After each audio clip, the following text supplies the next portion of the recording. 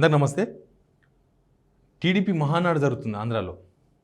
దానిలో తెలంగాణ గురించి చంద్రబాబు నాయుడు గారు కామెంట్ చేసినారు. ఏపీ సీఎం మళ్ళీ రెండు కళ్ళ సిద్ధాంతం, లేకపోతే రెండు రాష్ట్రాలు సమానం, ఇట్లాంటి డైలాగులు మళ్ళీ చంద్రబాబు నోట వినడం మళ్ళీ ఉద్యమాన్ని గుర్తు చేసింది. ఎందుకంటే ఉద్యమం టైంలో మాట్లాడిన మాటలు అవి.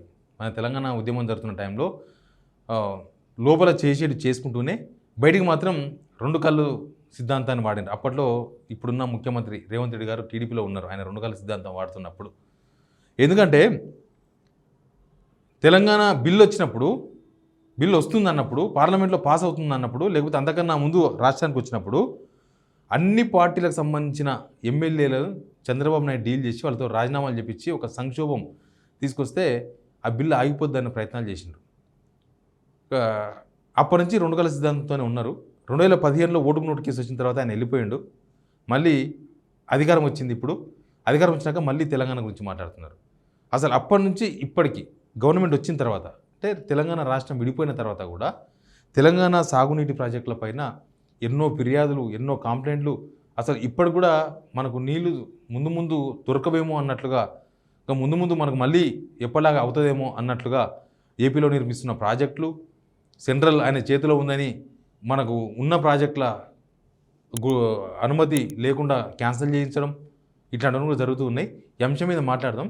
ఏమన్నారంటే మహానాడులో రెండు కళ్ళ లాంటిది, రెండు తెలంగాణ ఆంధ్రప్రదేశ్ నాకు రెండు కళ్ళ లాంటివి, తర్వాత రెండు రాష్ట్రాలు నాకు సమానమే.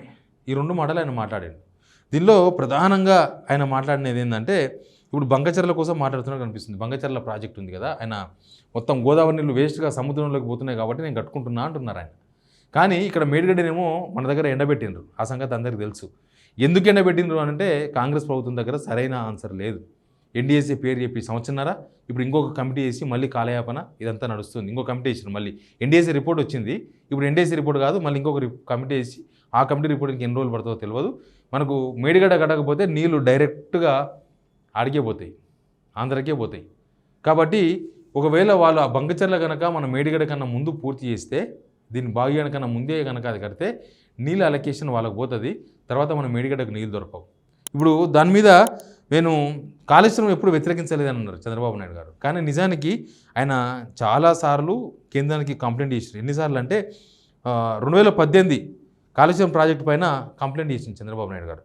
2017లో డిండి, పాలమూరు, రంగారెడ్డి, భక్త రామదాసు వీటన్ని మీద కంప్లైంట్ చేసిండ్రు. 2017లో తుమ్మిల ఎత్తిపోతల పథకం, భక్త రామదాస్ ఎత్తిపోతల పథకం మీద కంప్లైంట్ చేసిండ్రు. 2017లో SRSP 1 సీతారామ ప్రాణహిత చెవేల ప్రాజెక్టు, ఇట్లా ప్రతిదీ మన దగ్గర స్టార్ట్ చేసే ప్రతి ప్రాజెక్టుకు ఆయన కంప్లైంట్ చేసిండు. 2015, 16, 17 పాలమూరు, రంగారెడ్డి, డిండి ప్రాజెక్టు మీద ప్రతిసారి కంప్లైంట్ల మీదే ఎప్పటికప్పుడు దాన్ని నిలువరించే ప్రయత్నాలు చేసిండ్రు. అయితే అప్పుడు సెంట్రల్కి చంద్రబాబు నాయుడుతో పని లేదు. కానీ ఇప్పుడు చంద్రబాబు నాయుడు సపోర్ట్ చేసే తప్ప సెంట్రల్ గవర్నమెంట్ ఉండదు. అట్లాంటి టైంలో పాలమూరు రంగారెడ్డి ప్రాజెక్టు 80% పూర్తయింది కృష్ణా పైన. ఆ పాలమూరు రంగారెడ్డి ప్రాజెక్టుకు మనం ఆల్రెడీ ఎప్పుడో పంపించిన DPR ఇది చెల్లదని చెప్పి పర్మిషన్స్ క్యాన్సిల్ చేసిండ్రు.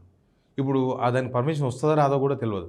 ఆల్రెడీ కృష్ణా నీళ్ళు ఏమవుతుందో మనకు తెలుసు, కృష్ణార్పణం అవన్నీ కూడా సాగర్ అవతల పోతున్నాయి.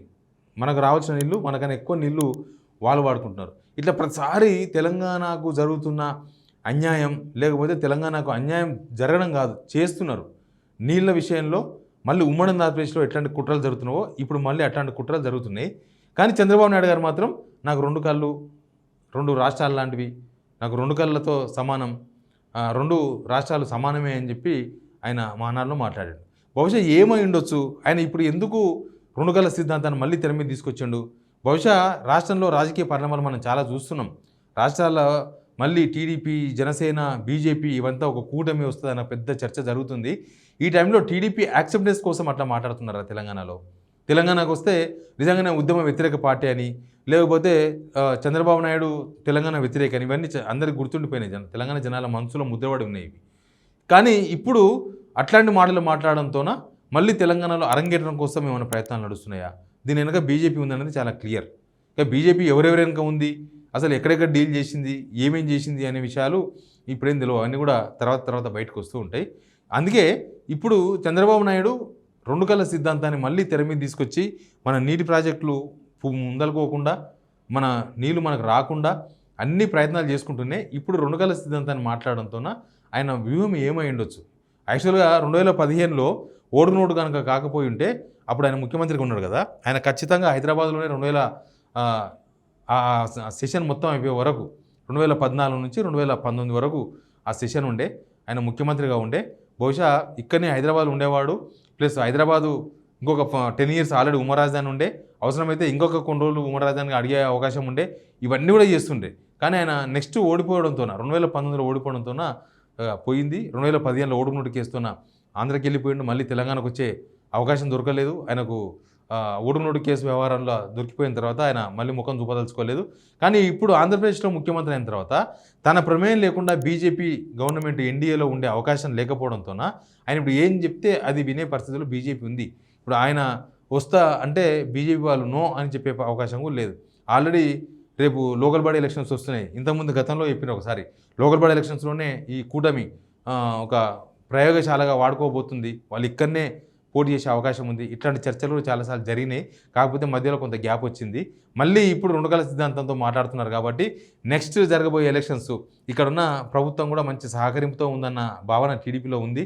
ఇక్కడ ముఖ్యమంత్రి మావోడే అన్న ఫీలింగ్లో టీడీపీ తెలుగు తమ్ముళ్ళు ఉన్నారు. కాబట్టి మొత్తంగా నెక్స్ట్ ఎలక్షన్స్లో మళ్ళీ టీడీపీ ఇక్కడ పోటీ చేయబోతుందా? నెక్స్ట్ ఎలక్షన్ అంటే 2028లో జరిగే ఎలక్షన్ కాదు, రేపు జరగబోయే లోకల్ బాడీ ఎలక్షన్ కావచ్చు, రేపు వచ్చే ఉప ఎన్నికలు కావచ్చు, లేకపోతే నెక్స్ట్ జరిగే ఎలక్షన్స్లో కరెక్ట్ టైంలో బీఆర్ఎస్ని వీక్ చేసేందుకు జరిగే ప్రయత్నాలు కూడా మనం చూస్తున్నాము. బీఆర్ఎస్ లేకపోతే ఇక టీడీపీ బీజేపీ వీళ్ళే ఆల్టర్నేటివ్గా కనిపిస్తారు. కాబట్టి బీఆర్ఎస్ లేకుండా చేస్తే ఎట్లా ఉంటుంది అనే ఒక ప్లాన్ కరెక్ట్గా స్కెచ్ ప్రకారం నడుస్తుంది. అసలు ఈ జరుగుతున్న వ్యవహారం వెనుక బీజేపీ టీడీపీ ఉందా, చంద్రబాబు నాయుడు ఉన్నాడా, రేవంత్ రెడ్డి కూడా వీళ్ళతో పాటు ఉన్నాడా, ఏం జరుగుతుందో తెలుస్తలేదు. కానీ రాజకీయాలు మాత్రం చాలా చాలా చాలా ఇంట్రెస్ట్గా ఉన్నాయి. సేమ్ టైం మళ్ళీ తెలంగాణ ఉనికి, తెలంగాణ మన ఆత్మగౌరవం ఇట్లాంటి నినాదాలు మళ్ళీ ఉడతాయేమో ఇవన్నీ చూస్తుంటే, ఈ కుట్రలు కుతంత్రాలు చూస్తే మాత్రం అనిపిస్తుంది. Please subscribe signal TV.